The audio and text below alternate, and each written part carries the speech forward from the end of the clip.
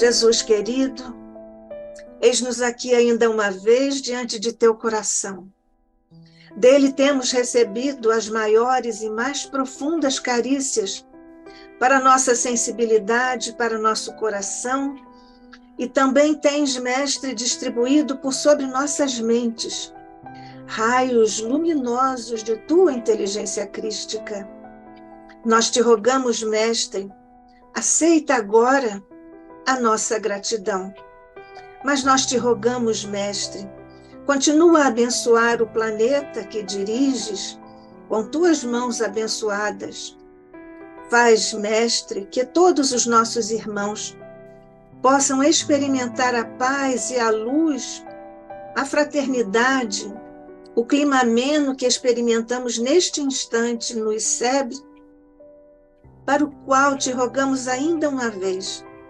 Faças descer tua luz, tua paz e tua sabedoria, Jesus, mas também a tua prosperidade espiritual por sobre o nosso querido Instituto, por sobre os nossos queridos mentores, por sobre o nosso querido José Henrique Rubim de Carvalho, que vem até nós hoje partilhar seus conhecimentos, e por sobre todos nós, Mestre, referenciados ao Instituto e particularmente neste instante, possamos também receber de tuas mãos, de tua mente e de teu coração as inefáveis bênçãos para uma reunião de paz e de luz, de proveito, Jesus, de aprendizado.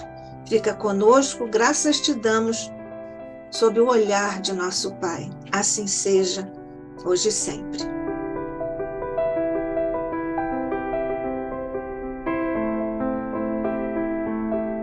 Nós estamos dando início, então, à reunião do Instituto de Cultura Espírita do Brasil, o ICEB.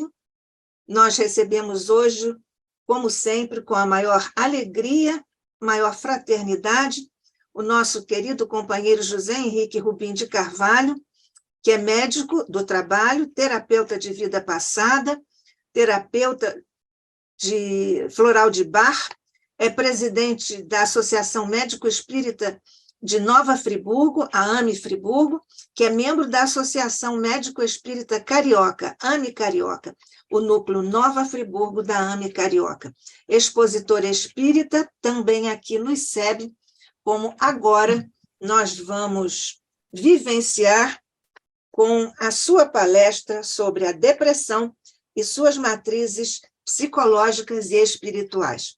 Somos todos ouvidos, Rubim. Obrigado, Nádia, queridos companheiros aqui presentes. É sempre uma alegria estarmos aqui servindo à doutrina espírita, ao Instituto de Cultura Espírita do Brasil, aos amigos presentes, aos desencarnados. E hoje vamos apresentar esse tema que é de uma vastidão muito grande. Então, eu escolhi mais as questões psicológicas e espirituais, embora algumas abordagens da área física. E é desta forma que temos que ver todas as patologias, abrangendo essa visão holística, de totalidade, porque não somos só espíritos, como também não somos só corpos. Temos que entender que estamos em corpos. E, por conta disso, nós temos que analisar esta patologia, com as suas multifárias informações, muito complexas, muito atuais, por se tratar da chamada doença do século, que vem acometendo inúmeros seres, ainda em desalinho, ainda que transitam nas áreas, principalmente da visão pessoal, do interesse pessoal, do egoísmo, do orgulho. E são essas criaturas que, em linhas gerais, são acometidas pela depressão. Vocês estão vendo aqui duas fotos, porque preciso chamar a atenção de que o quadro depressivo, normalmente ele cursa com um grande desânimo. Esse seria o sintoma capital. Embora a tristeza faça parte, quando a gente olha essas fotos, a gente vê criaturas tristes, desesperadas, desesperançadas, sem horizontes, sem objetivos, o famoso vazio existencial. Mas a depressão, isso temos que guardar, é um transtorno do humor. E o humor vem do latim, humorare, que significa disposição de ânimo. Então, o depressivo, ele cursa, né, com esse desânimo, com esta apatia, com essa falta de prazer, com essa falta de interesse. E pode, normalmente, vir acompanhando a tristeza, a melancolia, lembrando que os autores antigos situavam a depressão como uma doença da bilis. Interessante, daí surgiu o termo melanocolia, ou bilis negra. Colia, bilis, melano, escuro, negro.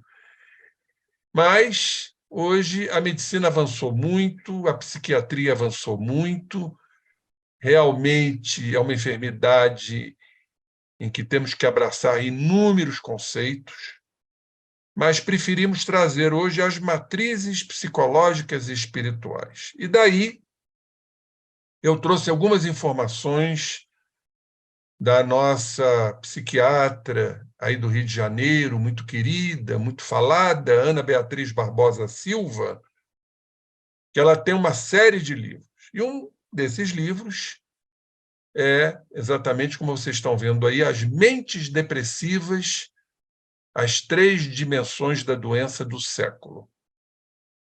Então, vamos ver como ela nos coloca. Ela traz aqui, realmente a gente não pode trazer o livro totalmente, outros autores também vou citar aqui, ela traz informações muito importantes, como, por exemplo, tristeza e depressão. É muito importante ressaltarmos, porque o diagnóstico deva ser dado por um profissional qualificado.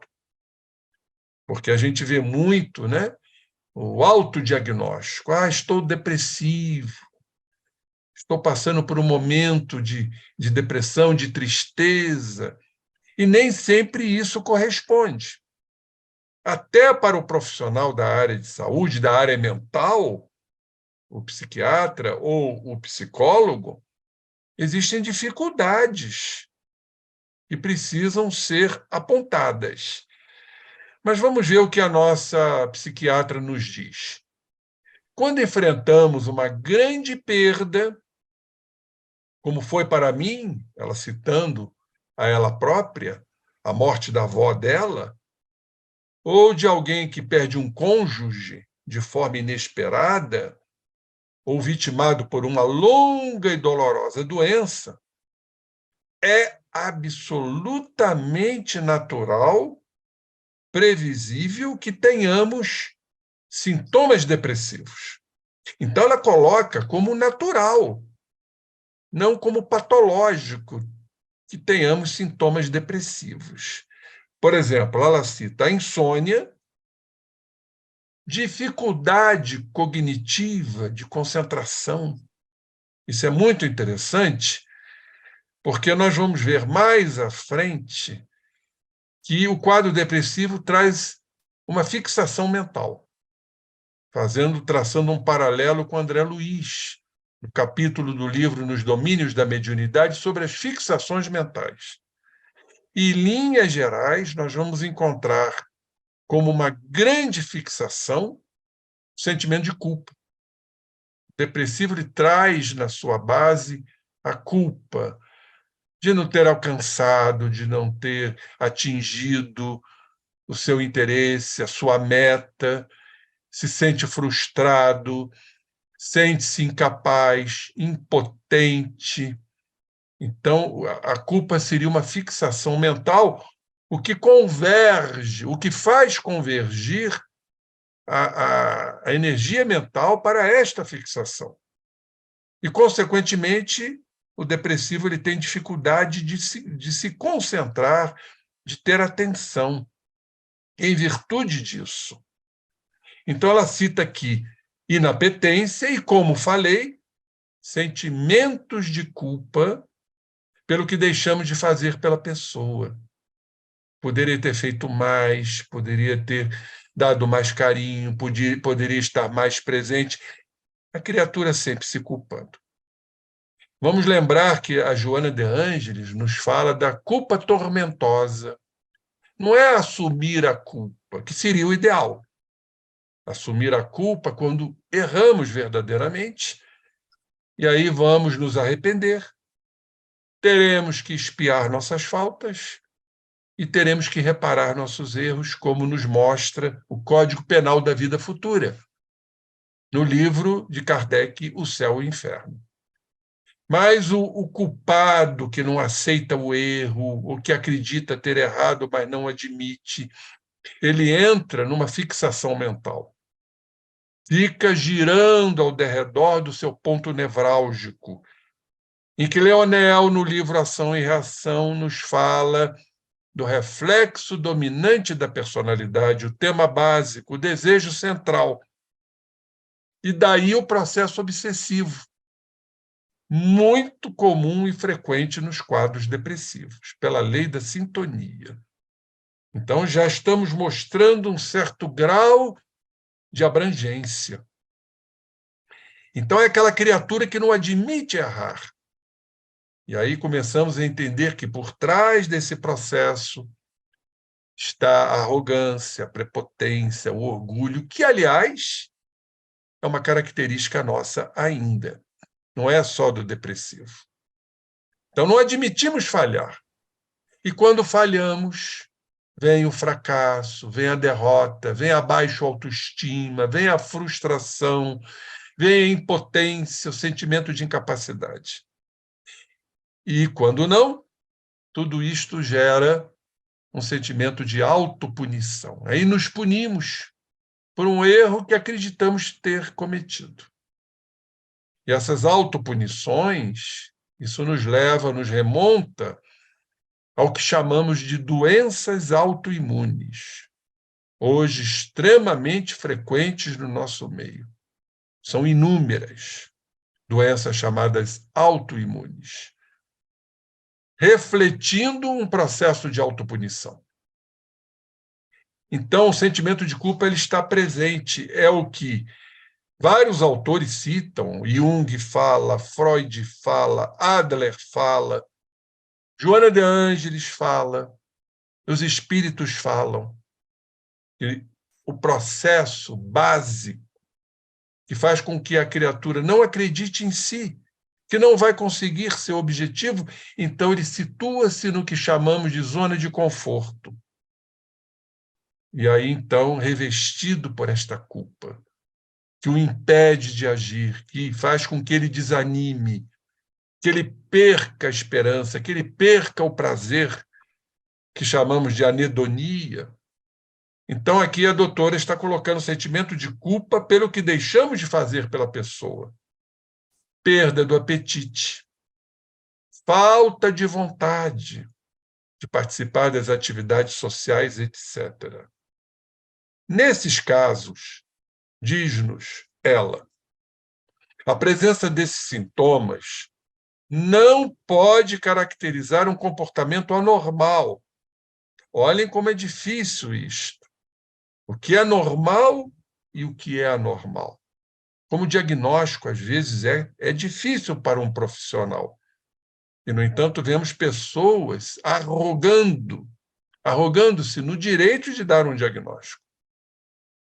Então, pelo contrário, eles são normais e fazem parte do período de luto que todos nós passamos diante de uma perda de uma pessoa querida, da nossa família ou um amigo. Todos vivenciamos isso.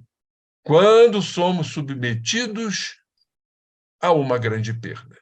Então, ela coloca com muita propriedade que isto é normal. Então, o fato de ser normal e previsível não invalida a dor. Uma coisa, outra coisa, outra coisa.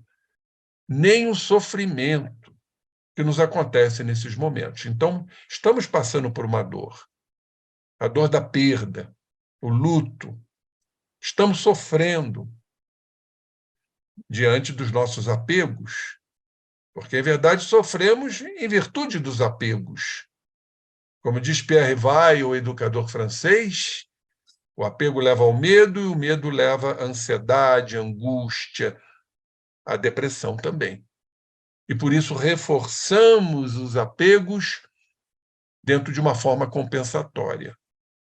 Então, o fato é normal, mas passamos pela dor e pelo sofrimento. No entanto, viver esse luto é necessário e até saudável, pois é ele que nos reabastece, para que algum tempo depois, passando esta fase, possamos recuperar nossas forças e seguir em frente na difícil e fascinante tarefa de escrever a nossa vida. Durante o luto, a tristeza e a ansiedade, por isso falamos dentro da psiquiatria muito em transtorno ansioso depressivo, uma coisa levando a outra. O ansioso sofre antecipadamente, dentro da perspectiva de não alcançar as suas metas, seus desejos, suas leis, suas regras, e muitas vezes ele deságua no quadro depressivo, de não acreditar em si. Porque, em linhas gerais, o que está por trás da ansiedade é o medo e a insegurança. Então, durante o luto, a tristeza e a ansiedade são reações necessárias e salutares até diante das perdas, sejam elas de qualquer dimensão e natureza. E diz ela que não existem dores maiores ou menores. Somente cada um sabe a dor que sente em sua alma. Não podemos mensurar isto. Minha dor está imensa. Minha dor está superlativa. Então, não temos como mensurar isto. Apenas entender que este momento do luto é um momento até saudável, necessário.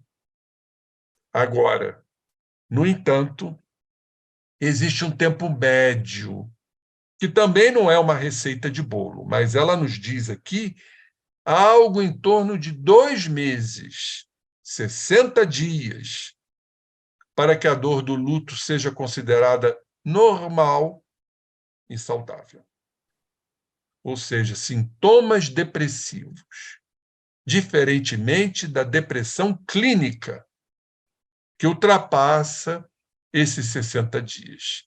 Tem pessoas que vivem esse luto até anos, com sintomas aí realmente de uma depressão clínica, principalmente no que chamamos de quadros endógenos, ou seja, quadros internos, intrapsíquicos, que trazemos pela hereditariedade de existências anteriores, de parentes que trazem nos seus genes essas propensões, ou seja, isso é hereditariedade, são os fatores endógenos.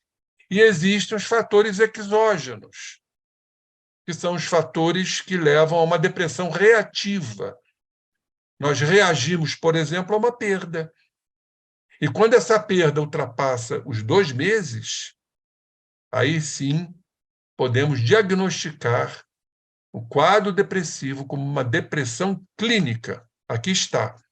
Se essa dor começa a se estender por longo tempo e se mantém de maneira intensa e incapacitante, essa colocação é muito importante, incapacita a criatura, ela terá grandes chances de lentamente transformar-se em um quadro de depressão clínica. Aí sim, quando estamos diante de uma criatura que prorroga este sofrimento, esta dor, este luto, uma sintomatologia depressiva e tornando-se incapacitante, a criatura fica incapaz, num quadro profundo de desânimo, num quadro terrível de frustrações, de impotências, aí sim poderemos colocar isso, diagnosticar isso como uma depressão clínica. Nesse caso, todos os sintomas tendem a se intensificar e impossibilitar os portadores de exercer as suas atividades sociais, familiares e profissionais. Aí sim, estamos diante de uma enfermidade incapacitante. Vamos ver agora, e eu cito com muita alegria, e fazendo uma recordação,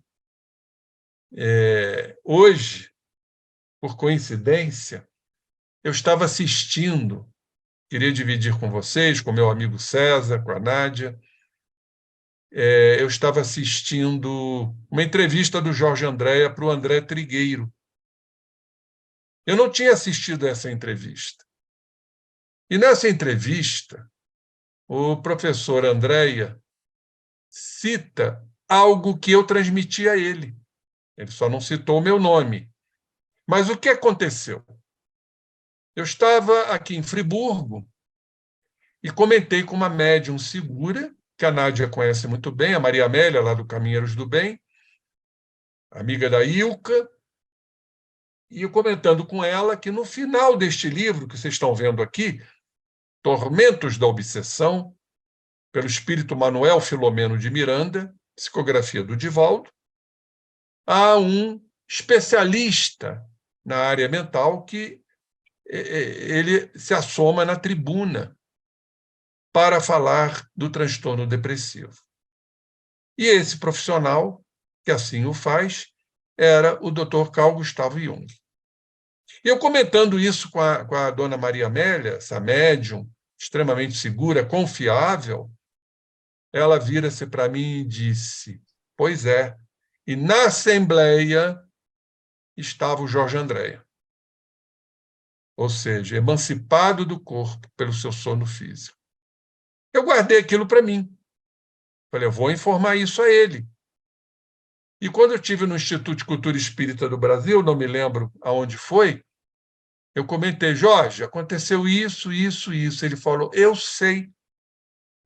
Eu sonhei que eu estava nessa assembleia assistindo uma conferência do Dr. Jung. Aí ele apontou o dedo para mim e disse, e você também estava lá.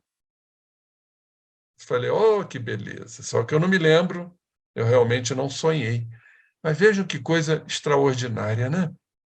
Como a mediunidade, como essas informações são extremamente preciosas. Então eu busquei esse livro, onde o Dr. Jung, em espírito, nos fala sobre o distúrbio depressivo nesse maravilhoso livro Tormentos da Obsessão. Vejamos. Diz o Dr. Jung, em espírito, o eminente psicanalista Freud, Sigmund Freud, sugeriu o luto como sendo responsável pela depressão, resultado da perda, como já vimos aqui, de um ser amado ou de outra natureza. A perda para o nobre mestre austríaco produz dilacerações psicológicas muito graves, gerando distúrbios comportamentais que se prolongam por tempo indeterminado. A doutora Ana Beatriz fala em 60 dias. E o Dr. Jung, em espírito, realmente nos mostra que esse tempo, então, é indeterminado. É o luto prolongado, saindo de sintomas depressivos para uma depressão clínica. Concomitantemente, outros pesquisadores estabeleceram que a depressão poderia ser endógena, como já falei, quando originada em disfunções orgânicas.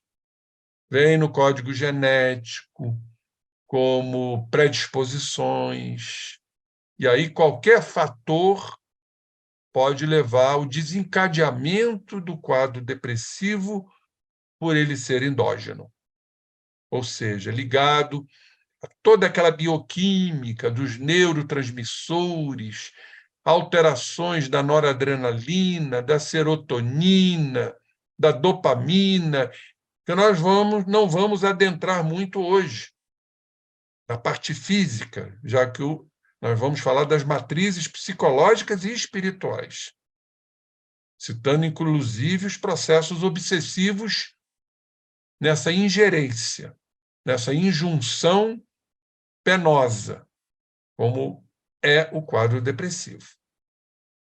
Portanto, de natureza biológica, a endógena, e a reativa, mediante fatores externos, como consequência de fatores psicossociais, socioeconômicos, sociomorais, em razão das suas nefastas consequências emocionais.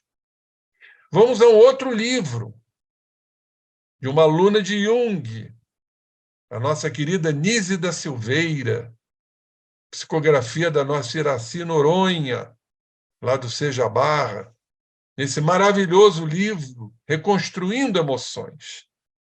A ideia aqui é mostrar a convergência de ideias desses estudiosos da psique humana, como a Ana Beatriz, como o Dr. Jung, no caso desse livro Desencarnado, com a doutora Nise da Silveira, também desencarnada, que foi aluna dele, do Carl Gustav Jung.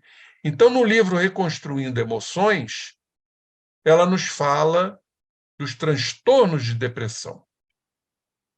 O transtorno de depressão, segundo a doutora Nise da Silveira, é uma doença séria, psíquica, se desenvolve em variados níveis, como transtorno de depressão reativa, ou seja, fatores exógenos, o transtorno depressivo maior, e ela cita aqui a distimia, que é aquele quadro crônico de pessoas mal-humoradas, depressivas, desanimadas, pessimistas.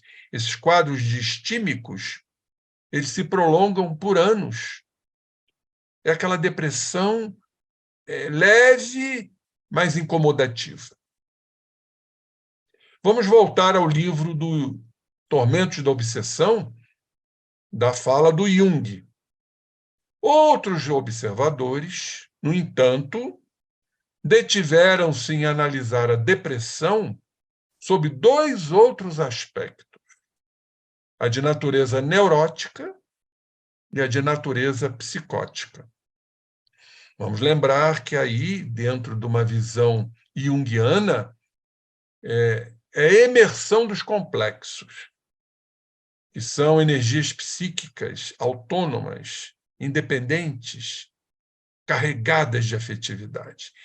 Quando esses complexos são, de certa forma, controlados pela nossa consciência, nós estaremos diante de depressões neuróticas. Quando não controlamos, aí, lamentavelmente, caímos nos surtos psicóticos. Citando como exemplo o transtorno afetivo bipolar, onde as criaturas realmente entram em profundas alterações em que oscilam entre a euforia e a depressão.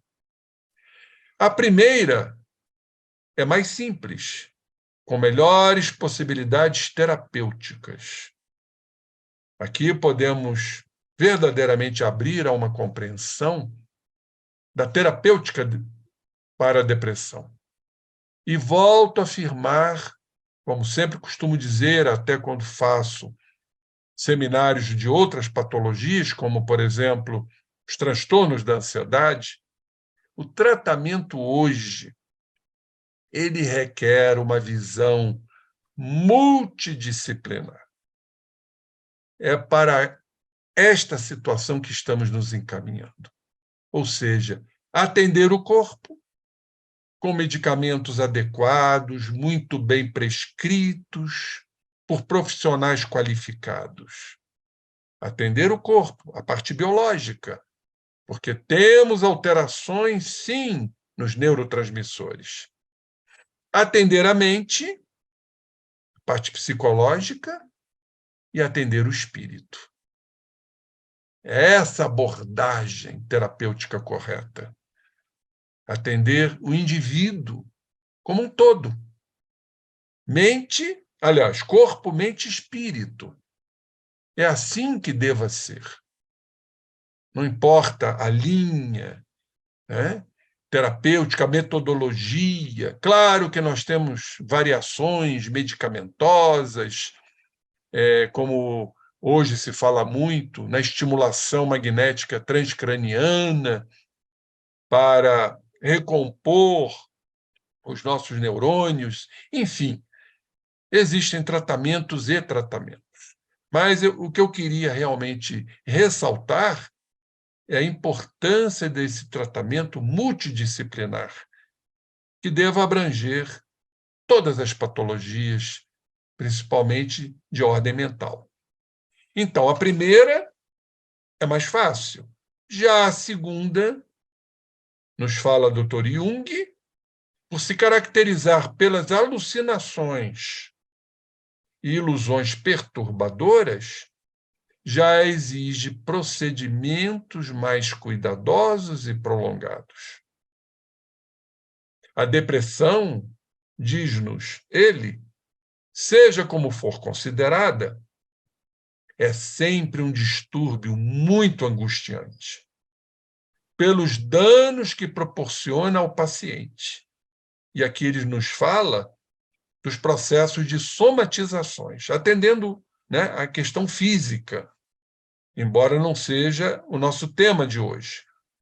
Mas ele nos diz de dores físicas, taquicardias, problemas gástricos, inapetência, cefalgia, que é dor de cabeça, e eu grifei aqui, sentimento de inutilidade.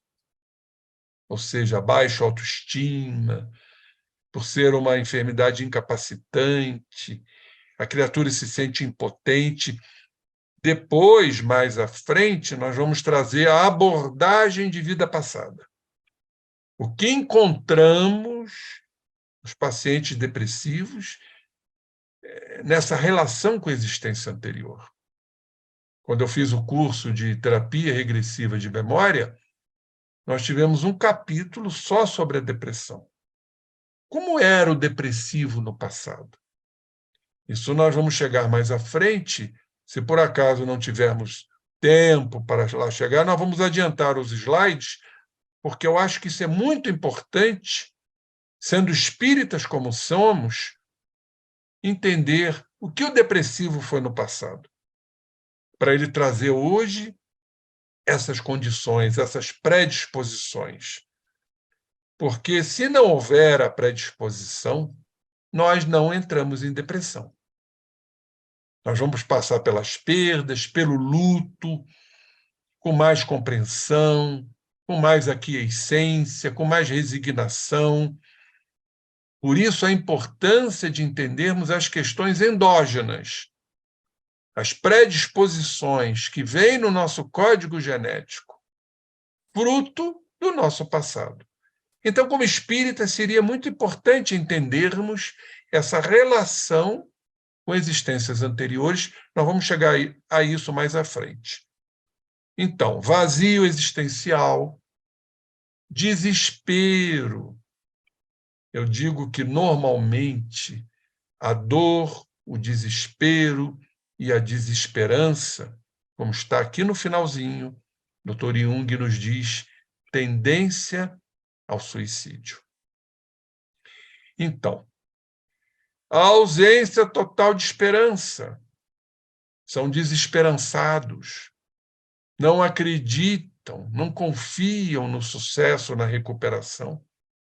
Pensamentos negativos, pessimistas, ansiedades e tendência ao suicídio.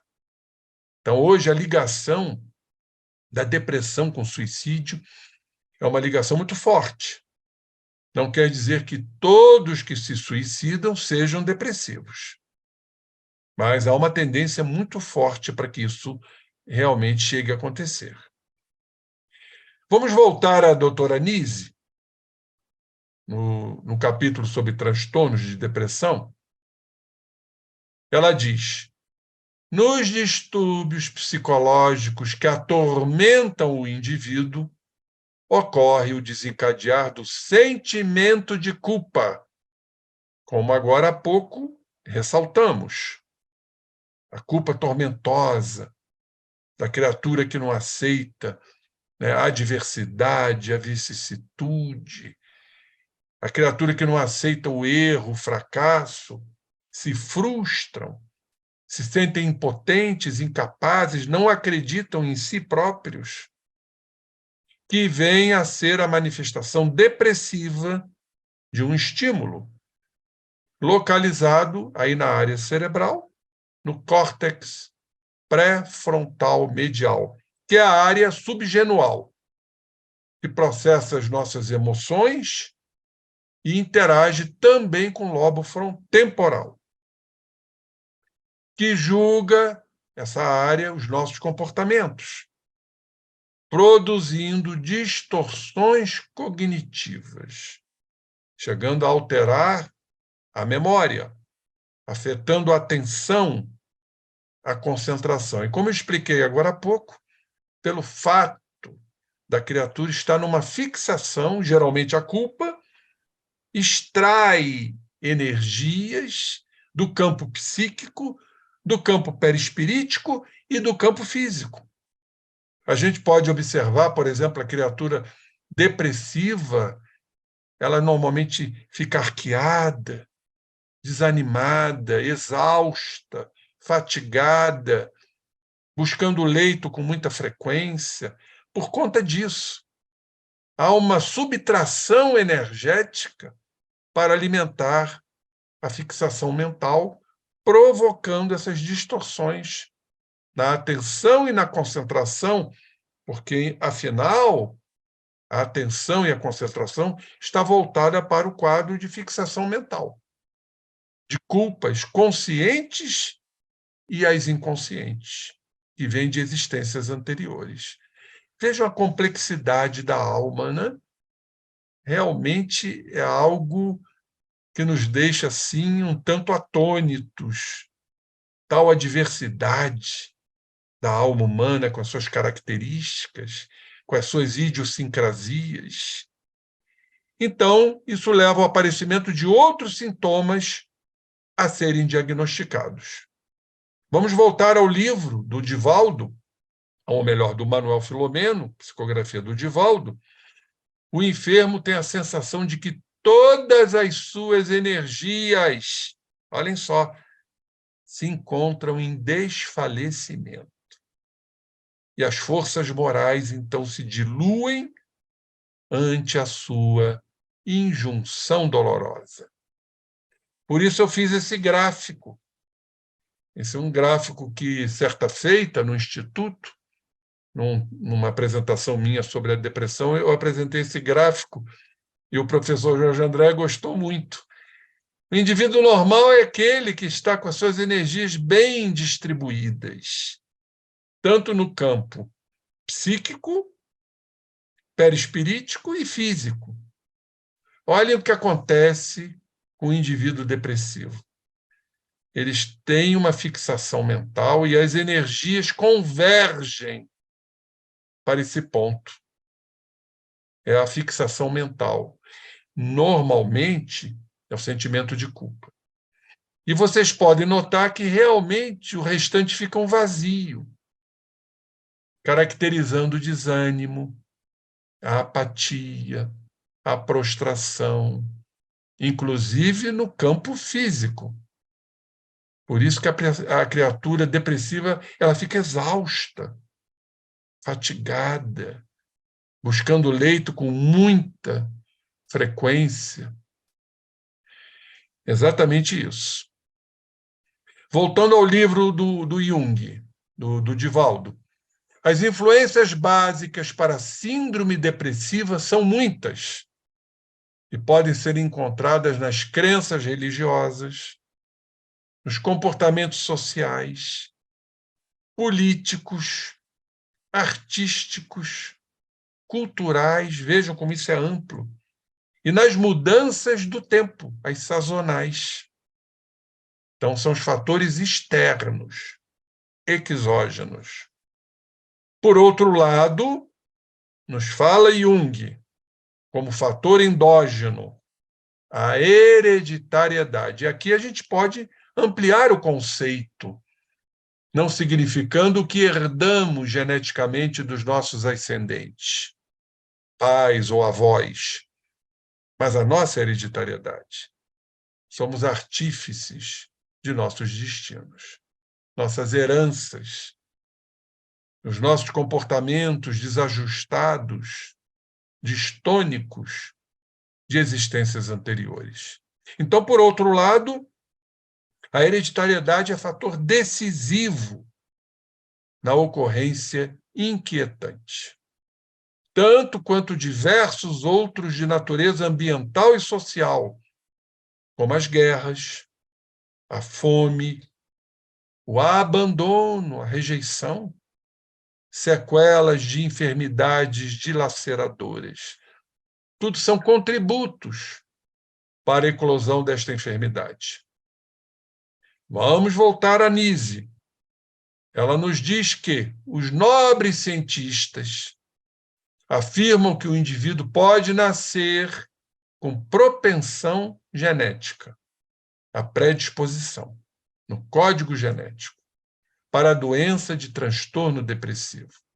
Por isso que a gente vê muitas criaturas, até não ligadas a uma doutrina como nós, que passam por dissabores, desventuras, infortúnios grandiosos e não se deprimem. Qual seria a causa? Porque eles não trazem esta propensão, esta predisposição genética, que muitas vezes herdamos de nossos pais, encontramos, às vezes, familiares com depressão, na anamnese e de vida passada, caracterizando a reencarnação. Porém, alegam que dependerá de diversos aspectos estressantes sociais, psicoemocionais e químicos, que poderá ou não ser acionada tal enfermidade no decorrer da vida.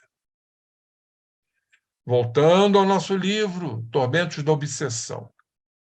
Numa análise biológica, física, endógena, podemos considerar como fatores responsáveis pelo desencadear do distúrbio depressivo seria a expressão física, que tem também a sua conotação, o seu colorido, as alterações do quimismo cerebral. No que diz respeito aos neurotransmissores, como a serotonina e a noradrenalina. Em uma análise mais cuidadosa, além dos agentes que produzem estresse, incluímos entre os geradores da depressão os hormônios esteroides, os estrênios, que são os estrogênios, e os androgênios, hormônios masculinos e femininos, relacionados com sexo, que desempenham um papel fundamental no humor e no comportamento mental. Por isso nós vemos, não é infrequente, principalmente no sexo feminino, que tem uma tendência maior a desenvolver o quadro depressivo, No período climatérico, pela queda hormonal, o desencadeamento de um processo depressivo. Porque esses hormônios são importantes, estão relacionados às forças sexuais, que têm um papel muito importante na disposição do ânimo, no humor e no comportamento mental. Isso acontece também, não com uma grande intensidade, como no sexo feminino, com os homens, né? Pela queda da testosterona, dos androgênios. Nosso objetivo essencial neste momento é identificar o fator de natureza preponderante. Isso nem sempre é fácil. O que está preponderando? É o distúrbio biológico? Há uma preponderância?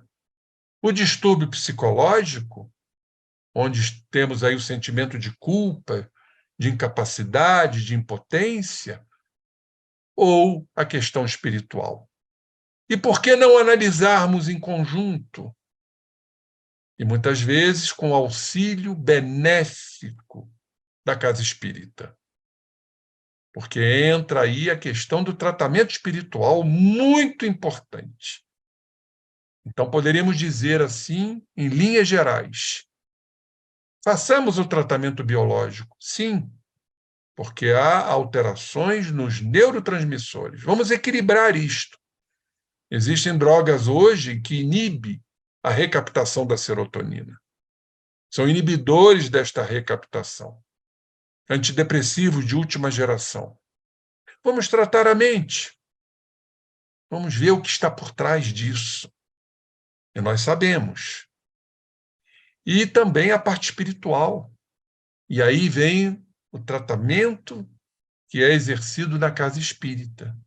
A desobsessão, porque eles estão atentos ao nosso tema básico. Nos fala Leonel no livro Ação e Reação. A água fluidificada, a excelência do passe magnético, a oração, o processo de doutrinação, entendendo principalmente a reencarnação. Seria de grande utilidade. Mas temos que analisar qual é a natureza preponderante, para depois, então, concluirmos a natureza predisponente, a predisposição que a criatura traz para a eclosão do processo depressivo. E esse essencial e importante é o próprio espírito reencarnado, por nele se encontrarem íncitas as condições indispensáveis para a instalação do distúrbio, a que faz jus, em razão do seu comportamento no transcurso das experiências carnais sucessivas. Podemos aqui também, dentro dos nossos raciocínios, entender que foram espíritos que já entraram em depressão em outras existências, diante de traumas, diante de perdas, mas principalmente o caráter que essa criatura trazia e que hoje não pode desenvolver. Nós vamos ver isso mais à frente, interessantemente, a questão da terapia regressiva de memória. Daqui a pouco a gente chega lá. Voltando à doutora Ana Beatriz. Uma vez instalada a depressão, as possibilidades de uma melhora espontânea, ou seja, sem tratamento médico e ou psicoterápico, incluiríamos aí o tratamento espiritual, tornam-se bastante reduzidas. Um aspecto simples de avaliar a distinção, isso é muito importante, entre a tristeza normal, o luto, e a depressão clínica, como fazer esta análise? Como averiguar isto? É a autoestima da pessoa. O depressivo ultrapassa aquele período de 60 dias, está sempre numa baixa autoestima. que se prolonga. Aqui está a foto do desanimado, do impotente, daquele que não acredita em si. Quando as pessoas estão vivenciando uma tristeza normal ou fisiológica, apresentam pensamentos negativos sobre a sua perda. Olhem como isso é importante. Mas não se veem incapazes de tocar a vida. Continuam vivendo, tocando a sua vida, embora vivenciando, experienciando essa tristeza do luto, da perda, essa tristeza fisiológica. Então, a diferença está aí. Os depressivos, clinicamente falando, já são incapazes de tocar a vida, no presente e nem no futuro. Elas percebem que seus planos terão que ser refeitos, mas continuam capazes e não incapazes de realizá-los. De forma diversa, as pessoas com depressão, de fato, são dominadas completamente por pensamentos negativos, que englobam a sua autoimagem, todos os aspectos do presente e suas possibilidades para o futuro. Então, a gente vê claramente no diagnóstico essas criaturas que passam pelo período de luto, o luto torna-se prolongado, e esses pensamentos negativos, pessimistas, afetando a sua autoimagem, se autodepreciando, se culpando, se cobrando, poderia ter feito mais. E aí vem, então, que essas criaturas, acabam não se considerando capazes de serem felizes. Eu não mereço ser feliz. E essa é uma frase muito impactante, porque nos remete naturalmente à vida passada, aonde cometeram alguns desatinos, aonde se culparam e trazem, então, íncitos no seu psiquismo essa frase: eu não mereço ser feliz, eu mereço sofrer.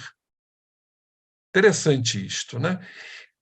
Passamos a compreender claramente esse fator preponderante da reencarnação de vida passada no psiquismo da criatura, na personalidade da criatura.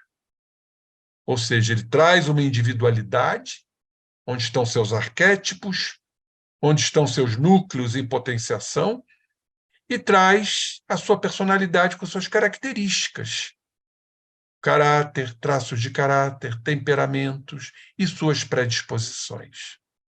Esse é o self.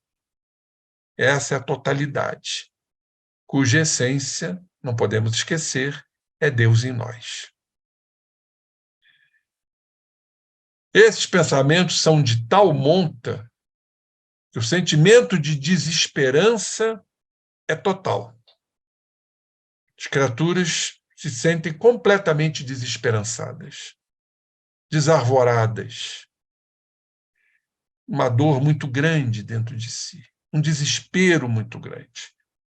Por isso que muitos querem sair da dor. Não é que queiram se suicidar.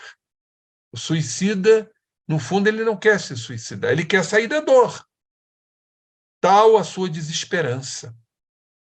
Então procuram suicídio como uma forma de saírem da dor. E sabemos das implicações espirituais nesses processos. Para elas, nada mais de bom será possível acontecer, pois acreditam ser incapazes de tomar decisões acertadas. Olha aí a autoimagem, como está afetada, como está depreciada. Ou de se relacionar com outras pessoas que possam ajudá-las. Aí muito a questão do orgulho, por todos os ângulos da vida. O deprimido se sente uma pessoa desprezível e perdedora. Então, está muito clara aí a questão da culpa. Por se sentir desprezível, perdedora, não vencedora. Vamos, então, a algumas considerações sobre esse quadro terrível que acomete a humanidade. No livro da doutora Ana, ela fala de ser a depressão uma epidemia moderna. De maneira mais técnica, a depressão pode ser definida como um transtorno mental que altera de modo significativo o humor. É um transtorno do humor. E, como disse, a palavra humor vem do latim humorare, que significa disposição do ânimo de alguém. Eu fiz esse gráfico, é de minha autoria, ele é bem abrangente. Vocês podem reparar aqui do lado, quando eu coloquei como este processo ser um quadro auto-obsessivo. E a pessoa se auto-obsedia. Aliás, vamos lembrar o nosso querido Herculano Pires, né? José Herculano Pires tem uma fala muito interessante na sua literatura. Ele nos diz, o Herculano, que só existe obsessão porque existe a auto-obsessão. Então, nós abrimos o campo às interferências obsessivas porque nos auto-obsidiamos. O que é uma fixação mental, senão um processo de auto-obsessão? Essa é a grande realidade. Por isso eu coloquei aqui em vermelho, auto-obsessão, obsessão. E eu tracei esse gráfico, até caracterizando uma fixação mental, que tudo parte daqui, do orgulho, do egoísmo, o desejo de ter, o padrão de poder que caracterizam os depressivos. E como esse poder tem limites, as criaturas naturalmente naufragam, se sentem fracassadas e frustradas. Aí vem, por conta disso, a culpa tormentosa, que leva à autopunição, fazendo com que essas criaturas não acreditem em si próprias. Por isso desanimam. E eles ficam na zona de conforto no quadro depressivo instalado.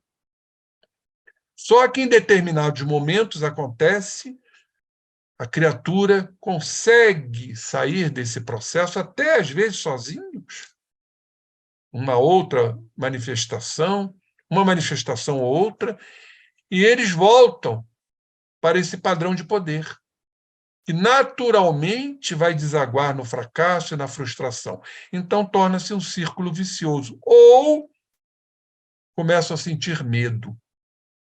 Medo de errar de novo, medo de falhar, medo de fracassar, daí o autodepreciamento.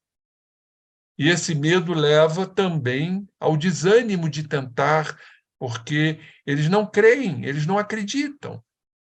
E, mais uma vez, entram em depressão. E também podem sair quando há uma possibilidade onde o orgulho vai imperar, onde o egoísmo vai dominar. Então, nós estamos vendo aqui esse círculo vicioso extremamente doentio. Eu vou passar os slides mais à frente, porque a visão da terapia regressiva de memória ela é muito importante. Basicamente, eu já tracei aqui todo esse universo explicativo sobre o quadro depressivo. Mas, como isso é muito amplo, em verdade, é um tema que deveria requerer aí bastante tempo para a gente esmiuçar, destrinçar. Vamos lá, exatamente na questão da terapia regressiva de memória, que eu acho muito interessante para o desfecho. Então, esse é o diagrama da depressão na terapia regressiva. Foi o curso que fiz de formação em terapia de vida passada, lá do IBRAP, cujos professores eram o Henrique Fernandes, a Noeli, a Fátima, o Arley Bellini, e vou me lembrar do patrono da nossa turma, que foi Hermínio Miranda. Hermínio Miranda, nosso querido Hermínio, nos trouxe, então, um discurso como patrono de nossa turma. Foi quando eu tive a oportunidade de conhecê-lo. Hermínio não gostava muito de falar, não. Ele gostava de escrever. Ele não era muito dado à fala, não. Então, esse é o curso de formação. Inclusive, eu estudei com a sobrinha dele, na mesma turma, Clarice Miranda, psicóloga Clarice Miranda. Então, aqui estamos diante desse curso de formação em TVP, do IBRAP, onde teve um capítulo sobre depressão e presenças. Foi o módulo 13, em que eu fiz no ano de 2002. Já se vão mais de 20 anos. E aqui, então, nesse curso, nós estudamos o diagrama da depressão na terapia regressiva, para entendermos o que o depressivo traz, né, de existências anteriores. Eu acho isso muito importante. Vejamos. Qual é a real da vida? Desejos não satisfeitos. Suas ordens não são cumpridas. Então, a gente já está vendo aí a prepotência presente e por trás desse quadro altamente incapacitante. Olhem só, eles não aceitam sua situação atual, porque eles estão fixados num passado glorioso. Eu vou me lembrar de um paciente que tive, depressivo, que ele dizia para mim com muita frequência: doutor, ele era funcionário público, eu não nasci para ser subalterno, eu nasci para ser chefe. Ele não admitia ser subalterno. Então, fixado no passado glorioso, de existências anteriores. Constrói um mundo calcado em ilusões, objetivos glorificados, inconscientemente, um medo de não ser alguém. Olha um orgulho aqui presente, né? O passado do depressivo. Então, essa ilusão entra em colapso. Vai se instaurando a desilusão, porque se iludem. Eu me lembro de uma frase do queridíssimo professor, vocês devem ter conhecido, da yoga, professor José Hermógenes. José Hermógenes nos dizia: a criatura só se desilude porque se ilude. A ilusão está ligada ao apego. Apego a ideias, apego a crenças, apego a valores. E por conta disso, por conta da possibilidade do fracasso, ou fracasso, há uma sensação de impotência. Aí vem a raiva principalmente de si próprio, de não ter alcançado os objetivos desejados, a tristeza por não alcançar isto, uma profunda insegurança. E aí vem as presenças, as aproximações espirituais, lembrando vida passada. Há uma autodesvalorização punitiva. Olhem aqui, mais uma vez, a culpa com raiva, a culpa com revolta, a culpa tormentosa, a culpa fixada.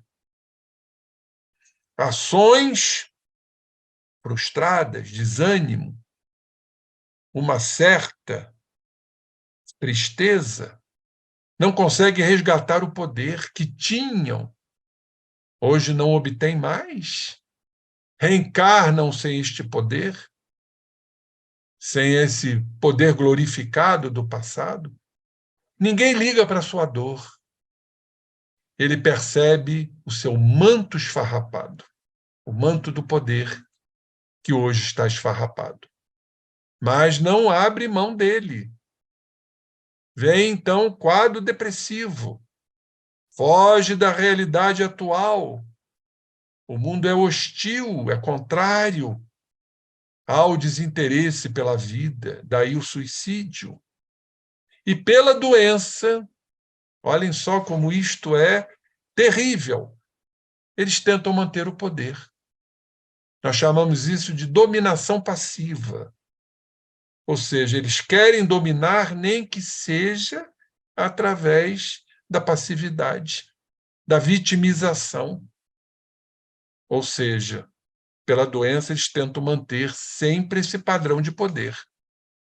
Vamos ver quais são os traços de caráter e as crenças encontradas nesses pacientes? Geralmente, no passado, vejam bem, encontramos vidas com muito poder e que hoje não têm. Aí vem toda a questão da culpa, por não terem o poder que já tiveram. Fixação nesse passado. Sentem saudade dos privilégios que o poder lhe proporcionou. Os mimos, os paparicos, a atenção, a aclamação, o elogio, o respeito, tudo e todos aos seus pés. Esse padrão de poder. Em verdade, já tivemos. Todos nós aqui encarnados já tivemos um padrão de poder. Seja numa tribo, seja numa sociedade, seja numa comunidade, ou mesmo, né, dentro de um reino, como duques, barões, como soldados, como gladiadores, enfim, todos nós passamos por esse padrão de poder, caracterizando o nosso orgulho de hoje, nosso egoísmo, de querermos que tudo funcione do nosso jeito, da nossa forma, que todos se submetam. E não vamos conseguir isto. Aí vem o sentimento de culpa, vem a depreciação, a autodepreciação, a baixa autoestima, caracterizando o desânimo, ou seja, a disposição do ânimo bastante abaixo, de não acreditarmos que vamos ter esse poder novamente. Veja como isso é sério quando analisamos esse quadro atroz que é a depressão. Olhem só, cultiva valores externos em detrimento de valores internos. Ainda não mergulharam, não entraram na internalização do autoconhecimento. Isso é típico dos imaturos psicológicos. Olha uma frase muito comum que a gente escutou no curso de pacientes depressivos: como eu não tenho nada, então eu não sou nada. Ou seja, como eu não tenho poder, então eu não sou nada. E são frases que foram ouvidas de pacientes depressivos submetidos à regressão de memória. Relações utilitárias com as pessoas. Acostumou a dominar e controlar. As criaturas dominadoras, manipuladoras, controladoras, ciumentas. Olha como o leque se abre, o leque interpretativo. Em vida passada não era preciso ceder, estava no poder. Aprender a lidar com os demais. O poder já lhe garantia aceitação, aclamação e respeito. Por isso costumamos dizer que o nosso processo, a nossa base, a nossa raiz está muito ligada ao poder. Poder que já tivemos, ou poder que hoje ainda temos, de alguma forma, ou poder que deixamos de ter. Hoje ele acredita que todos são obrigados a lhe dispensar atenções, cuidados e deferências especiais. transformando uma necessidade em gigantesca exigência. No fundo, quer ser amado, mas não aprendeu a amar. Chamamos isso de egocentrismo. E esta é uma frase escutada de um dos pacientes. Como ousa não me amar? Olhem a prepotência, a arrogância. Olha o poder que todos têm que se submeter. Como você ousa não me amar? E qual é o caráter de base? Prepotência e orgulho. Tudo e todos devem ser e agir do seu jeito, pois acredita possuir predicados especiais. Mais uma frase aqui que nós escutamos de pacientes depressivos. Sinto que não preciso me esforçar na vida. Tudo me será dado.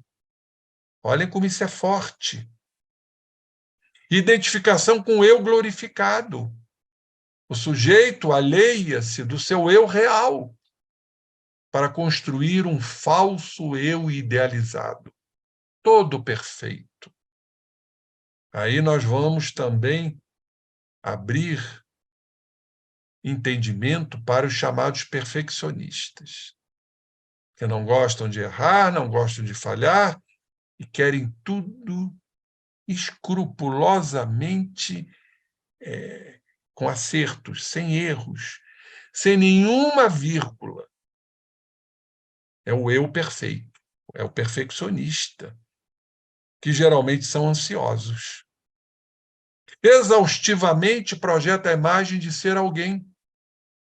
No íntimo se sente como um ninguém, atormentado por dúvidas, incertezas, inseguranças, desprezo e raiva de si mesmo. Chamamos isso de autodesvalorização punitiva. Sentimentos invejosos passam a invejar, são os maledicentes, os caluniadores, são sentimentos incontroláveis.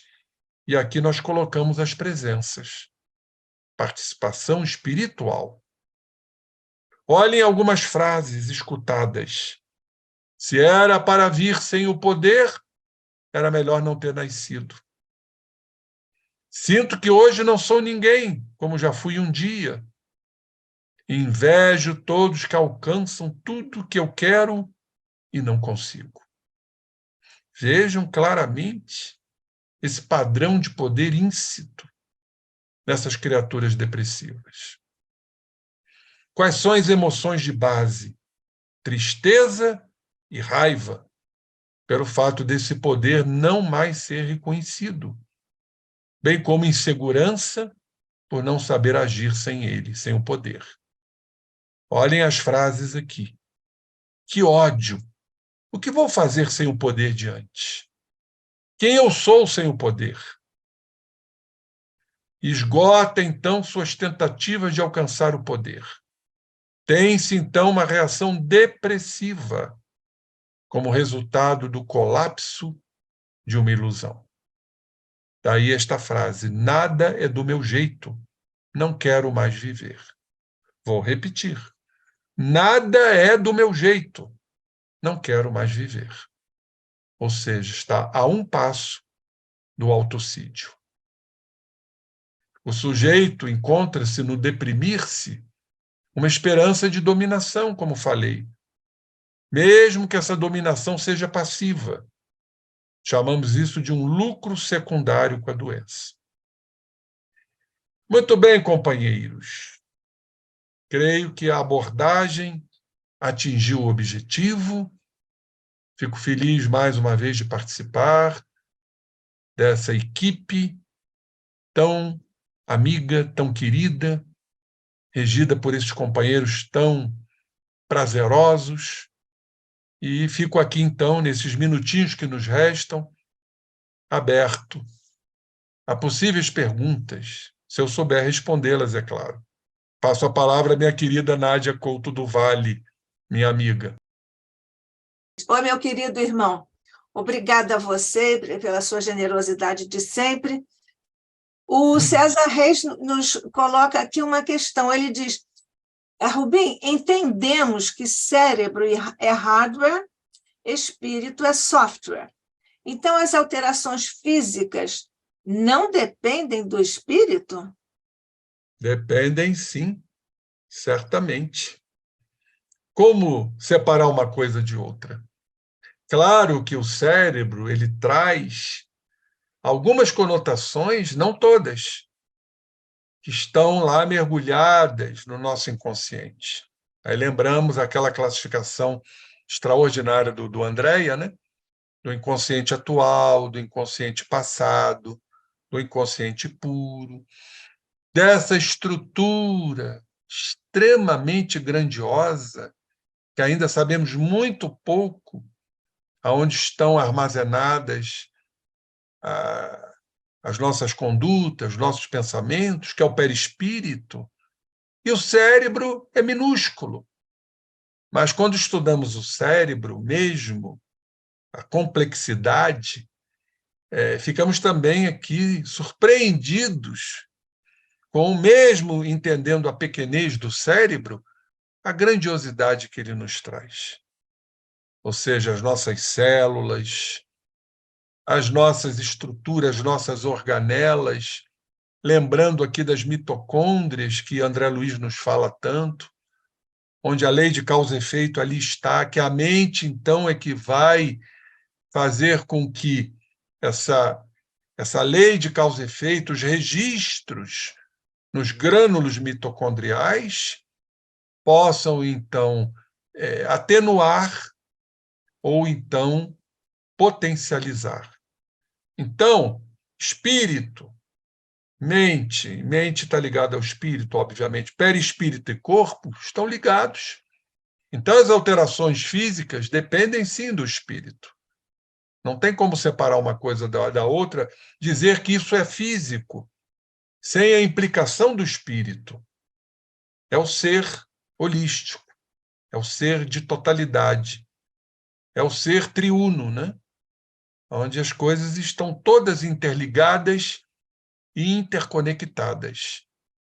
É hoje a visão que a própria física, pela fala do Capra, nos diz, o Fritjof Capra, é a visão sistêmica da vida, onde nós estamos conectados a tudo, e tudo a nós. Essa é a visão que realmente tenhamos que ter, porque senão a gente vai ter uma visão reducionista, conservadora, de separar corpo, mente e espírito, quando tudo está interligado. Então, sim, as alterações físicas dependem da mente. Aliás, a epigenética nos fala sobre isso, da ação mental na nossa organização celular. Dependendo da ação mental, vamos silenciar o que ali está ou vamos fazer eclodir. É a visão do Lamarck. Lamarck pensava desta forma, contrariando Darwin, né? Então, a energia mental hoje é predominante. Daí o vigiar e orai, daí o autoconhecimento, daí realmente as nossas propostas de mudança. Kardec fala, né? O que estamos aqui fazendo se não intelectualizando a matéria? Células como unidades de consciência. Isso já está mais que comprovado através de trabalhos, onde o cérebro da célula, lá, o citoesqueleto, os microtúbulos, que quando a criatura é anestesiada, abolindo a consciência, há a abolição da ação dos microtúbulos, mostrando que ali está a consciência celular. Claro, sob a regência de uma consciência maior, que é o ser humano, com a sua mente, com o seu espírito. Não sei se eu respondi, né? Eu acho que sim. Está satisfeito, César? Ele está. Então, vamos aqui a Rosa Rita. A Rosa diz, Rubim, a depressão é tão complexa e sua expressão é tão variada que deve haver muitas outras causas além da relação com o poder que também tem uma ou mais vidas anteriores, que teve em uma ou mais vidas anteriores. Qual a sua opinião, hein, Rubem? Minha querida Rosa, eu não posso fugir ainda de nossas características de poder. Então, o que você faz, a referência que você faz aqui, não é causa, é efeito. Em verdade, se a gente raciocinar bem, por exemplo, os fatores exógenos, né? Eu não estou me referindo aos fatores endógenos, fatores que vêm de fora, perdas, problemas sociais, problemas econômicos, que nos contrariam. Por que que nos contrariam? Não é? Porque nós queremos que tudo funcione do nosso jeito. Isso me faz lembrar, querida Rosa, uma frase do Chico Xavier, que ele diz que a vida nem sempre segue o nosso querer, mas ela é perfeita naquilo que tem que ser. Só que nós não aceitamos, dentro do nosso orgulho, do nosso padrão de poder, da nossa prepotência, às vezes com gradações menores. Mas, em verdade, as adversidades que nos contrariam é porque temos ainda esse padrão de poder. Senão, não seríamos espíritos imperfeitos da terceira ordem, com as suas respectivas classes, aonde ainda nos situamos. Kardec faz muito essa referência dessa classificação na Revista Espírita, de 1858, a respeito das três ordens. Ainda, minha querida companheira, estamos distantes, embora a caminho, e aí eu faço uma referência ao livro do Emmanuel, A Caminho da Luz, porque a luz é que vai iluminar nossas sombras, mas ainda estamos inseridos na condição de espíritos imperfeitos, já buscando algo dos bons espíritos da segunda ordem. Então, se somos imperfeitos, não há a menor dúvida que o padrão de poder está em nós, de querer que as coisas sejam submetidas ao nosso talante, à nossa vontade. Então, esse poder, que em verdade nos caracteriza, faz com que a gente fracasse. O Freud diz que o maior medo, e ele tem razão, é o medo da responsabilidade. Por que que nós temos medo da responsabilidade? Porque temos medo de falhar. É algo que a gente não convive muito bem. O que é isto senão um padrão de poder? Agora, as outras questões não são causas. A causa está aí, como eu mostrei agora na terapia regressiva de memória. Claro que nem todos estão nessa potencialização, mas não podemos esquecer que ainda somos espíritos imperfeitos. Tudo bem, a caminho, já somos mais conscientes, mais resignados, mais pacientes, mais esperançosos, mas nós temos momentos de poder, sim. E quando esse poder não é exercido, nós mergulhamos na tristeza, na culpa, na baixa autoestima, na autodepreciação. Por que que eu fui fazer isto? É porque a gente não observa. Mas quantas vezes nós reagimos a algo que não nos convém? Às vezes é um pensamento que passa despercebido. Mas ainda temos que considerar que o padrão de poder, que é o orgulho, que está ligado ao egoísmo, ainda é predominante em nós, em gradações, em cambiantes. Quando Kardec pergunta qual o vício mais radical, o que os espíritos responderam para Kardec? Temo-lo dito muitas vezes, o egoísmo. Então, a base desse padrão de poder é o egoísmo. E, de alguma forma, ainda somos egoístas. Eu penso dessa forma. Rubem, o Newton está dizendo que é importante essa reflexão que nos faz entender que a depressão surge pela autoobsessão. Sim, a culpa, né? Uhum. A culpa é uma autoobsessão. A culpa é a base do processo. E grandes autores, psicólogos, psiquiatras, autores espirituais fazem a mesma referência, que a base do processo depressivo é o sentimento de culpa, que nós ainda não alcançamos assumindo a culpa, os nossos erros, o arrependimento. Meu Deus, eu errei, reconheço a minha falta, reconheço a minha falha. Aí vamos cair de novo no padrão de poder. Então, a autoobsessão é uma fixação mental que, de alguma forma, nós trazemos. Vamos dar um outro exemplo? A mágoa. No mês passado, falei do perdão. Como nós temos dificuldade de perdoar. E muito mais ainda de se auto-perdoar. Então, é um processo, sim, auto-obsessivo, que abre campo ao processo obsessivo, como Leonel, lá da Escola dos Vingadores, nos fala, a respeito que eles estão observando o quê? Qual é o nosso tema básico? Qual é o nosso desejo central? Qual é o reflexo dominante de nossa personalidade, se não o padrão de poder e seus filhotes, né? Então, sim, Fiuza, Termine, por favor. meu querido doutor, que me tratou de Ah, depressão. sim, Tratei sim, né, Fiuza? Tratei de ti.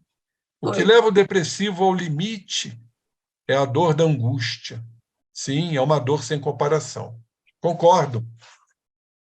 Concordo plenamente. Gênero, número e grau. Dor, desesperança e desespero. Mas que bom que você vê que há essa terapia e há cura. Isso é uma maravilha. E a cura, minha querida Nádia, ela volta a dizer, ela primordialmente, claro, que temos que reconhecer os efeitos medicamentosos, temos que reconhecer o trabalho de companheiros da psicologia, com as suas vertentes, mas cada dia que eu estudo, cada dia que eu leio, principalmente Joana de Ângeles, eu não tenho a menor dúvida que não existe a cura, existe a autocura. Vamos nos curando, porque vamos nos compreendendo, vamos nos aceitando e vamos nos modificando. E Joana diz claramente na sua literatura: cada existência, não é cada vida. Vida a gente só tem uma. Cada existência é uma virtude a ser adquirida.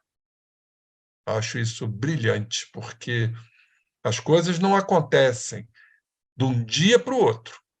Ninguém vai sair daqui glorificado, santificado, e muito menos purificado. Agora, vamos sair melhores, desde que queiramos ser melhores. Isso. Nós não temos, por enquanto, nenhuma outra pergunta. Eu vou voltar à questão do poder, lembrando o nosso querido filósofo contemporâneo, porque desencarnou no final do século passado, o Michel Foucault, que é o grande teórico do poder do ser humano. Eu queria que você fizesse um comentário sobre essa visão do Foucault de poder e o desmame do poder. Existem criaturas que não conseguem concretizar o desmame do poder.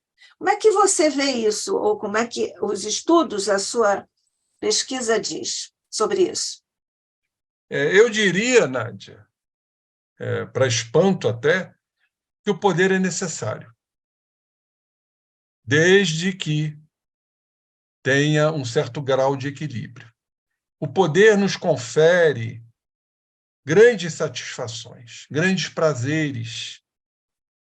Agora, o grande problema do poder é a exorbitação do poder, aonde a gente se utiliza do poder para humilhar, para massacrar, para subjugar, como sempre aconteceu, para alimentar cada vez mais este poder. Ao lado deste poder, temos o outro poder, que é o poder do amor, o poder do Cristo, que é completamente diferente. Não esse poder que nos assola, de nos sentirmos tão importantes, a vaidade, que é uma grande persona do medo. Aliás, o Jorge André ele dizia, com muita clareza, eu nunca esqueço isso, que o pano de fundo do nosso psiquismo é o poder, ou melhor, é o medo. Porque aquele que objetiva o poder, no fundo, ele traz um medo de perder o poder. Aí que está o grande problema. E esse poder vai se deparar com a adversidade. E em se deparando com a adversidade, esse medo, então, se realça. Porque, em verdade, o poder é um apego a ideias, a crenças, das quais não abrimos mãos, que nós estabelecemos como regra, como espíritos imperfeitos que somos. Por isso que o poder ele é frágil.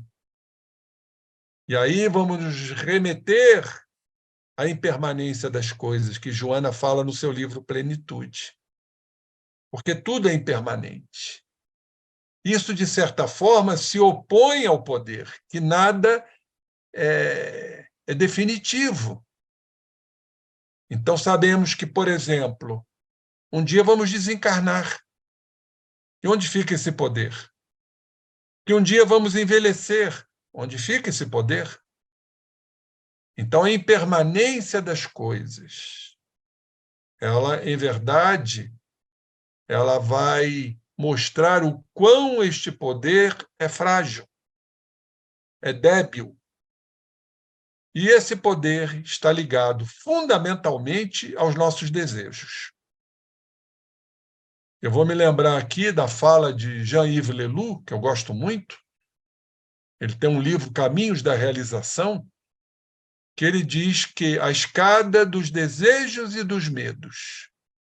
Onde há desejo, há medo. E quando a gente fala de desejo, a gente fala de poder.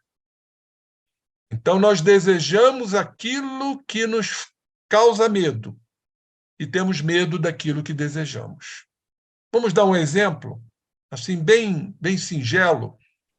Todo mundo deseja a mãe, mas tem medo de perdê-la. Todo mundo tem um desejo de um companheiro e temos medo de perdê-lo. Então, qual é a forma verdadeira de combatermos tudo isso? É suprimirmos os desejos, que está ligado a quê? Ao ter. Para transmutarmos isto no desejo de ser. E aí o desejo de ser é o progresso espiritual. E o Leloup diz no final que um dia chegaremos a um país sem desejos, ou seja, sem poder e sem medos. Aí ele diz, numa citação, nós, já entendendo de certa forma essa questão, desejamos o self, ou seja, desejamos trabalhar a nossa totalidade, mas nós temos medo de perder o ego. Olha só como as coisas acontecem. Então, tudo, em verdade, quando a gente fala de poder, inequivocamente está ligado ao nosso egoísmo. Aí está o grande câncer da humanidade, é o egoísmo. O egoísta ele só pensa em si, egocentricamente falando, ególatra, a vaidade, o narcisismo, tudo isso está ligado ao poder. E a gente quer que tudo se submeta à nossa vontade. Por isso a ansiedade, porque a ansiedade exatamente é o sofrimento de que isso não aconteça. Ou seja, eu tenho medo de não ser amado, eu tenho medo de sofrer, eu tenho medo da rejeição, eu tenho medo da exclusão. Então, o ansioso ele vive no futuro, com medo de que esse poder seja abalado, ou abalroado, né? Também. Mas você ia fazer o quê? Uma pergunta? Mas eu não sei se a expressão que eu usei de desmame, porque ela significa o desmame é da criança ser desmamada, não é isso? Do Sim. seio da mãe ou da mamadeira, etc. Mas nós também podemos usar essa figura, digamos, passa a ser uma figura, se nós aplicarmos isso à relação do homem com o poder. Na linha do Foucault, por exemplo, a pessoa que não teve ou não tem mais o poder e não conseguiu se desvencilhar, se afastar do poder e continua desejando, tem essa nostalgia de um passado que não chegou mais ou não vai mais chegar, do ponto de vista psicológico, você diz que aí o que nesse quadro, especificamente? Rápido, que ainda tem mais um comentário para fazer, por favor. Você falou aí, eu acho que eu apresentei com muita propriedade, a questão do depressivo, do passado do depressivo. Né? Então, ele vem, até por escolha própria, porque sabemos nas escolhas das provas, que o espírito ele faz a escolha até para que ele possa suprir as suas necessidades e combater o que levou ao sofrimento. Porque o poder invariavelmente leva ao sofrimento. A gente vê muito isso nas regressões de memória, quando a criatura desencarna. E aí vem o sentimento de culpa, o fracasso, desse chamado manto esfarrapado, desse poder que não foi atendido em toda a sua excelência. Então, ele vai reencarnar trazendo, pelas suas escolhas, de repente, características que vão se opor a esse poder, quando ele teve o poder. Só que aqui, encarnado, ele acaba não suportando a falta desse poder. E você citou aí uma coisa interessante, que é o desmame. Isso me lembra a porneia, né? Quando saímos da mama, onde estávamos vinculados às nossas mães, e então foi uma forma que a natureza criou para haver esse desmame. E depois, então, mergulhar no chamado amor eros, amor com asa nas costas, da possessividade, do comando, da manipulação, do controle, tal a insegurança, o medo, a instabilidade da criatura humana. Por isso que na mitologia grega, Eros tem asa nas costas, porque ele vai dar o voo dele. Né? E esse voo cai no amor-filia, amor-amizade, companheirismo, aonde ele começa, então, através da interconexão, não o outro como projeção da tua imagem, que nós fazemos isso com muita frequência. Projetamos nossa imagem boa, assim como principalmente a negativa. Então, quando há uma distinção pelo autoconhecimento, eu passo a me reconhecer e passo a reconhecer o outro como outro. E não o outro submisso à minha vontade e ao meu poder. Aí entra o companheirismo, a amizade, a renúncia, para que então a gente um dia chegue ao amor crístico, que é o outro lado do poder, é o poder do amor, é o amor incondicional, o chamado ágape espiritual. Eu queria só perguntar a você uma coisinha ainda sobre desmame. Desculpe. Sim. Que não consegue atravessar o processo do desmame, ele fica mais com raiva ou mais depressivo? Fica com a raiva que pertence à depressão, a culpa com raiva. Ok.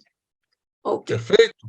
Perfeito. O Newton está dizendo, doutor Rubim, como explicar a pandemia da depressão na atualidade? Opa, que pergunta, hein? Esse é o Newton Salles, presidente do nosso Grupo Espírita André Luiz, nosso querido Geal. Alô, Newton. Prazer aí te reencontrar aqui nesse estudo, né? A pandemia, você classificou muito bem, né? A depressão hoje é uma pandemia da atualidade. Eu vejo claramente, sob o ponto de vista evolutivo, nós estamos passando exatamente de um planeta de provas e expiações para um planeta de regeneração. E o que acontece, sob o meu ponto de vista, dentro de uma visão espírita, o que acontece neste momento? É o processo de eterização ou sutilização do corpo perispirítico. Os poros como que se alargam. Há uma tenuidade, o perispírito vai ficando mais tênue. E o que acontece com isto? Vai haver uma imersão maior, né, mais avassaladora de conteúdos negativos que trazemos de outras existências para a mente consciente. E como nós temos ainda características de poder e não aceitamos as adversidades, nós então nos sentimos culpados, caímos em depressão, que é uma forma que eu chamo de zona de conforto. Porque ali, então, eu sou o pobrezinho, eu sou a vítima, eu sou o afetado, e aí eu percorro consultórios médicos, a mamãe me leva, o papai me leva, ou o vizinho me leva, e eu sou o pobrezinho. Então, o depressivo, ele, por incrível que pareça, ele prefere ficar na sua zona de conforto, mesmo dolorosa, do que correr riscos. Porque, no fundo, ele tem medo de voltar a fracassar, de voltar a falir. E isso vem acontecendo com muita intensidade, aliado aos processos de competitividade, os processos tecnológicos, de rivalidades, problemas socioeconômicos gravíssimos.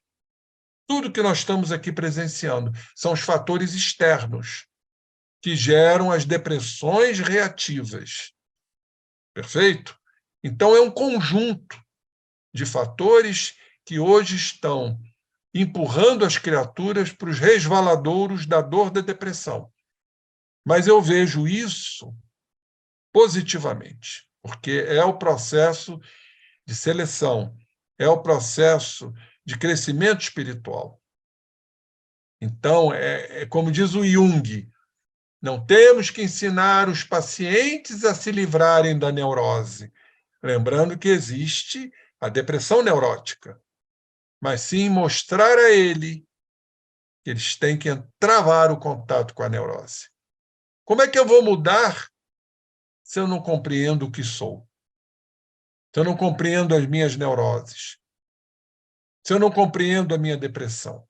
Claro que existem depressões graves, perfeito, que requerem tratamentos mais incisivos.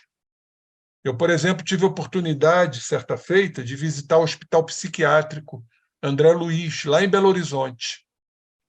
Estava lá o meu querido companheiro, que foi vice-presidente da AME Brasil, Roberto Lúcio, psiquiatra, e existe lá um setor de... Oh, meu Deus, como é que chama? Que se fazia muito antiga... eletrochoque. O eletrochoque é utilizado. Ou, pelo menos, naquela época que eu fui, se utilizava muito o eletrochoque, que é a única maneira de tirar as criaturas de um quadro depressivo grave, principalmente as depressões psicóticas. O eletrochoque com a presença de médico, com enfermeiros, não era como se fazia antigamente. Que, aliás, a doutora Anise combateu muito isso, porque ela levou o amor para dentro dos hospícios. Mas o eletrochoque brutal, medieval, primevo, né? E hoje não. Você tira, às vezes, uma criatura de uma depressão profunda com eletrochoque. E esse eletrochoque vai reequilibrar os neurônios, porque há um processo físico aí também, né, presente, implementado. Então, cada caso é um caso. Mas eu vejo, diante da sua pergunta, meu amigo, que a evolução está fazendo com que essa dor se potencialize, não só da depressão, da ansiedade, de outros distúrbios, de outros comprometimentos, de outras psicopatologias. Está vindo tudo a lume.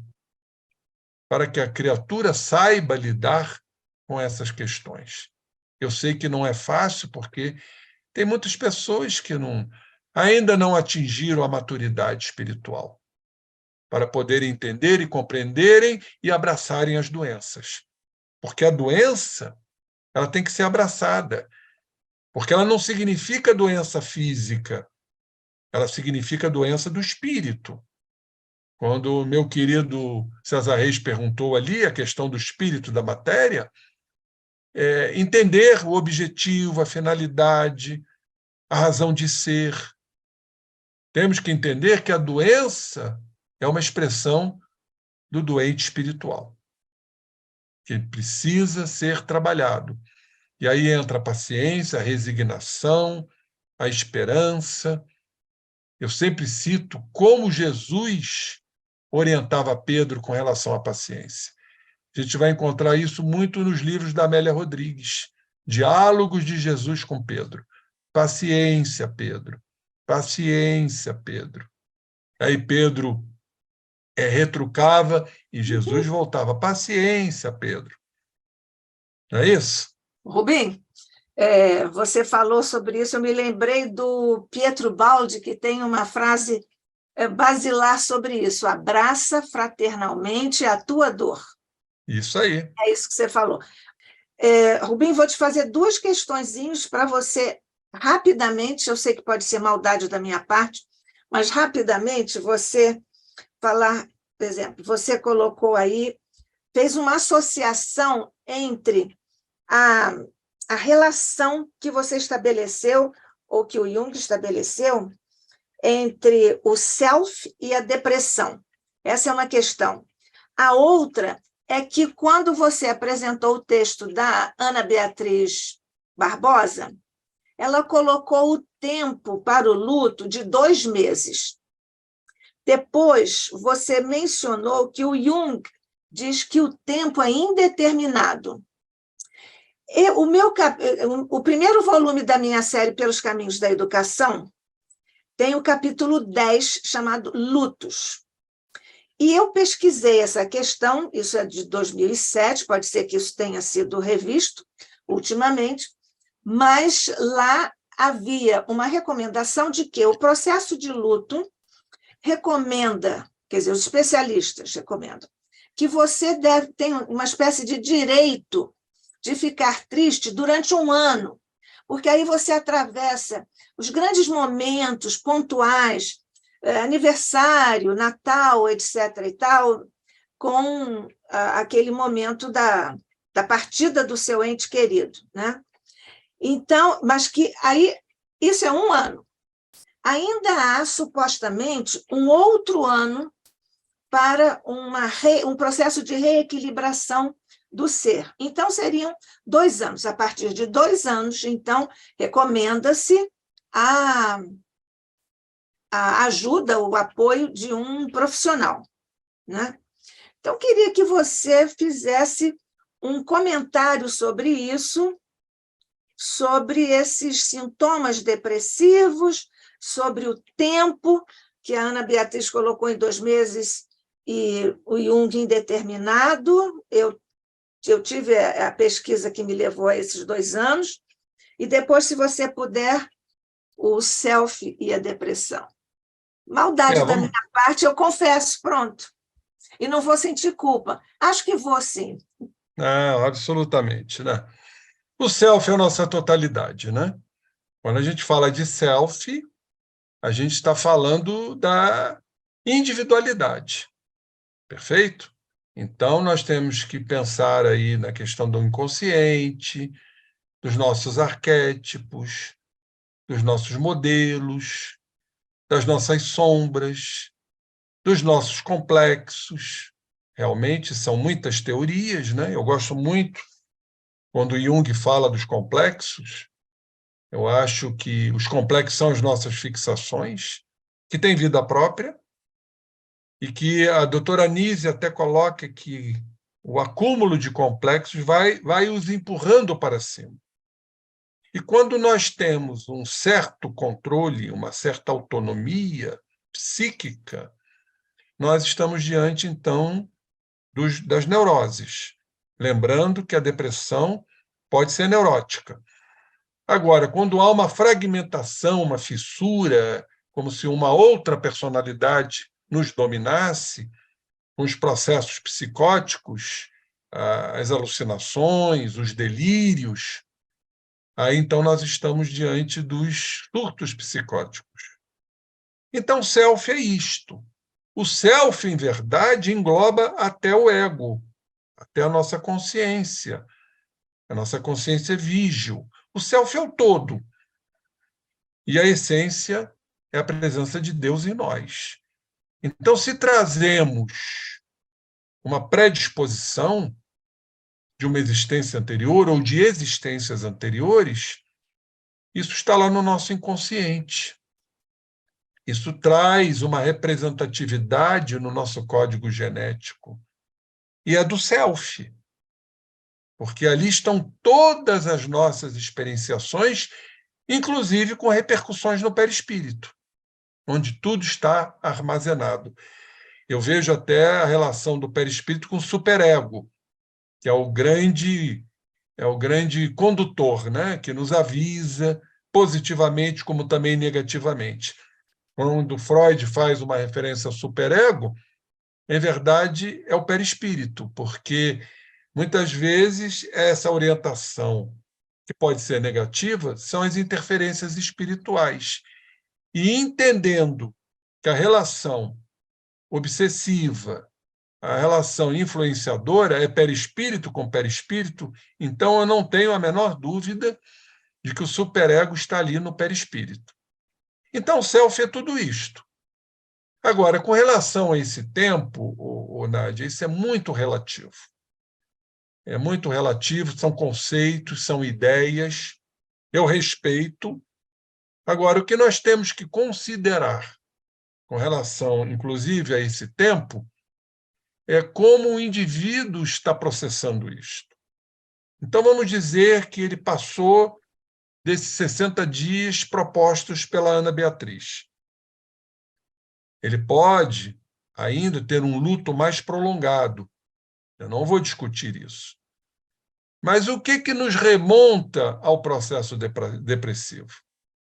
Para podermos dizer que não é mais um luto necessário, sintomas depressivos necessários, já seja uma depressão clínica. É a questão da incapacidade, do desânimo. Então, é a autoimagem da criatura. Então, quando isso começa a gerar um prejuízo, e isso temos que considerar, um prejuízo social, um prejuízo profissional, a criatura vivenciando esse luto de uma forma dolorosa, a ponto de lhe causar alguns prejuízos no campo mental, na sua autoimagem, com relação ao sentimento de culpa, do que ele poderia ter feito pela criatura que partiu. Enfim, quadro clínico instalado. Chamamos isso de depressão clínica. E, na minha concepção, isso é variável. Isso pode ocorrer com 3 meses, com 4 meses, com 5 meses. É muito difícil a gente afirmar, para bater o martelo, não é isso. Temos que analisar, o profissional ele tem que ser bastante criterioso, usar de bom senso para poder dar um diagnóstico. Não, isso é uma depressão clínica. Mas a doutora Ana coloca aqui com muita propriedade a questão da autoimagem. Quando você começa a entrar num terreno de autodepreciação, movido pela culpa, realmente temos que abrir um campo interpretativo até para tratamento. Perfeito? Ok. Para encerrar, o Newton Salles diz: me lembro do mentor Gúbio em Ação e Reação sobre as enfermidades como curas para a alma. Perfeito. Aliás, a cura, que é a autocura, vem através das enfermidades. Se não entendermos o significado, o objetivo de uma enfermidade, que denota que o espírito está doente, nós realmente não iremos para a cura definitiva. Porque existem as chamadas pseudocuras. Você toma um remedinho e, eu fiquei curado. Ficou? Não. Vai haver o que a gente chama de um deslocamento para uma outra área, o que significa que essa criatura verdadeiramente ainda não foi curada. Por que não foi curada? Porque a cura é da alma. Eu não vejo outro caminho para a cura a não ser pela transformação. E aquele remédio foi para o corpo, né, Rubem? E o remédio foi para o corpo, exatamente. É isso. Bom, o Newton lembrou e eu também me lembrei, encerrando, já que sobre o poder falamos tanto, que é tão importante, eu lembrei do Shakespeare. Ele disse que o poder é um palco no qual raras pessoas conseguem dar espetáculos de grandeza. Isto é a grande filosofia de Shakespeare. Verdade. Então, exato. Então, José Henrique Rubim de Carvalho, nosso querido amigo, irmão, companheiro, expositor aqui do ICEB, nós mais uma vez agradecemos mais uma brilhante participação sua, com dados tão precisos, com uma exposição tão, ao mesmo tempo, paciente e profunda, e, como sempre, trazendo para nós expressões de avaliação para todos nós buscarmos as questões que afligem a humanidade e a nós mesmos no empreendimento do autoconhecimento na linha superior que Sócrates nos legou. José Henrique Rubim de Carvalho, o ICEB está muito agradecido mais uma vez pela sua participação aqui conosco. Deus te abençoe. Muito obrigado. Eu que agradeço a oportunidade das portas do ICEB estarem sempre abertas para mim. Sempre estarão, meu amigo, sempre estarão. E nós, neste instante, Jesus, portas abertas de nossa sensibilidade, de nosso coração, de nossa mente, porque ao abri-las, Mestre, nesta reunião, pelo teu coração e tua mente patrocinada, nós recebemos informações preciosas pelo estudo criterioso de nosso querido irmão. Nós te agradecemos, Jesus, a bênção do conhecimento, a bênção da fraternidade neste encontro, aqui no Instituto de Cultura Espírita do Brasil, o ICEB. E te rogamos, Mestre amado, que nos ajudes agora, quando dermos repouso ao corpo físico, para, através do sono, fixarmos essas aprendizagens preciosas para a nossa trajetória no esforço sagrado da evolução. Abençoa ainda uma vez, nós te pedimos, o nosso querido irmão José Henrique Rubim de Carvalho, abençoa todos os que estiveram conosco em ambos os planos de existência, multiplica os recursos em torno de nossos mentores queridos, representados por Diolindo Amorim e pelo nosso querido presidente de honra, Jorge Andréa. Guarda-nos a todos, Mestre, unidos em teu nome, na vilegiatura carnal, e guarda-nos, como sempre, sob tua paz e tua luz, sob o olhar de nosso Pai. Assim seja.